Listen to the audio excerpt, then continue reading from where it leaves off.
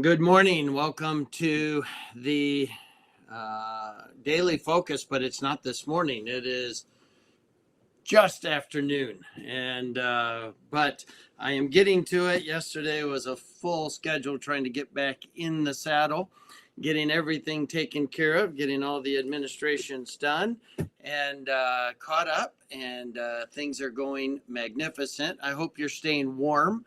It seems like all of America right now is enjoying this heat wave, and kind of warms the muscles, gives you a little more flexibility. But I hope that you're enjoying it. Well, I have entitled this one, All the Earth Shall Worship God.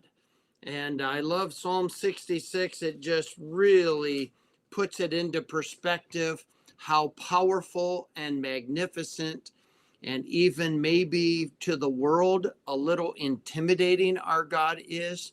And it sometimes gets misrepresented in our English translation where it uses the word terrible. We think when something is terrible, it's bad. If we think somebody is terrible at something, they're pathetic.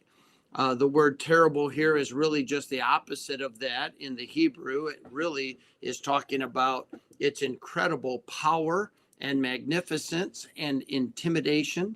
It is so powerful and so magnificent that it is intimidating to the people who are so less that way. And it uses that term.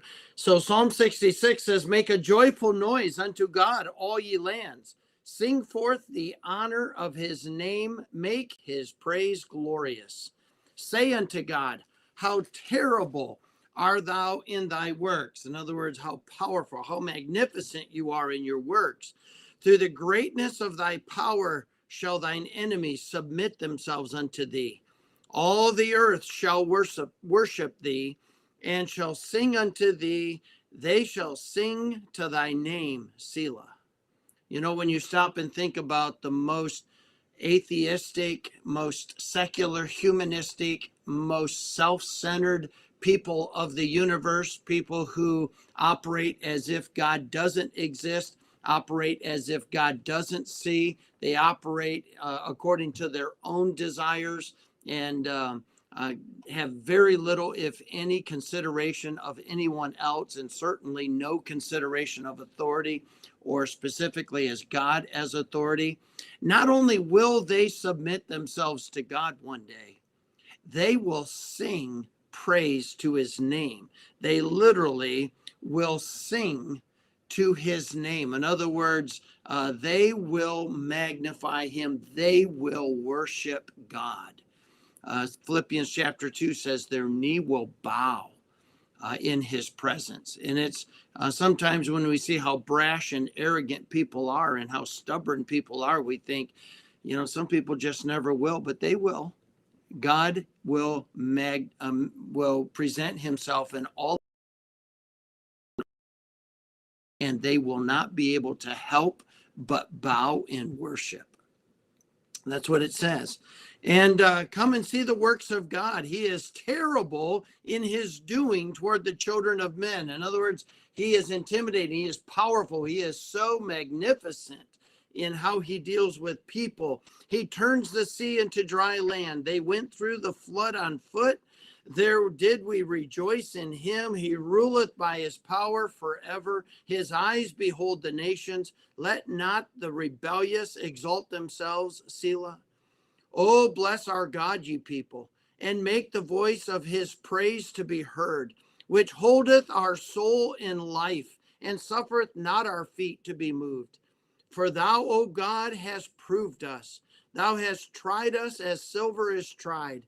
Thou broughtest us into the net. Thou laidest affliction upon our loins. Thou hast caused men to ride over our heads. We went through fire and through water, but thou broughtest us out into to a wealthy place.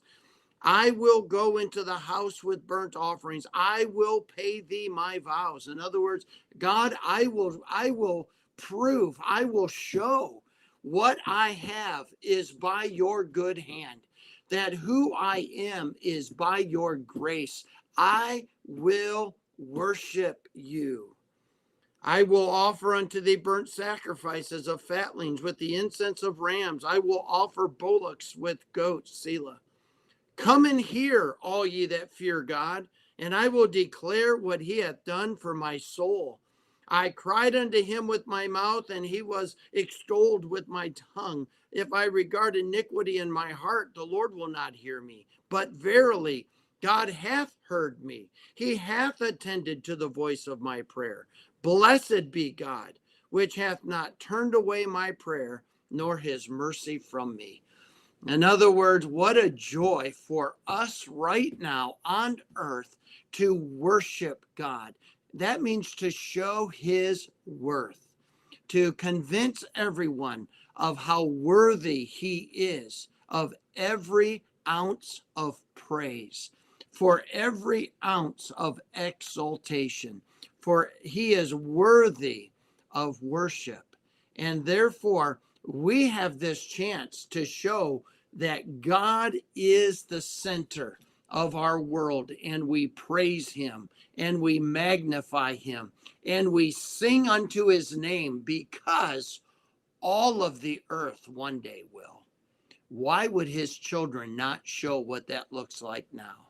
How sad it is when children of God, Christians, live self-centered, live their lives depending on their own abilities, look to their own agendas rather than considering, what does God want? Asking God, what would you like for me to do? And letting God have that rightful place of leadership. He does rule the earth. And one day, all of the earth will bow and worship to him. What a privilege it is for God's children to demonstrate that worship today. And that is our privilege. I hope that you'll get a chance to show people true worship of God as you give him first place today and every day. God bless you. I'll look forward to seeing you again tomorrow.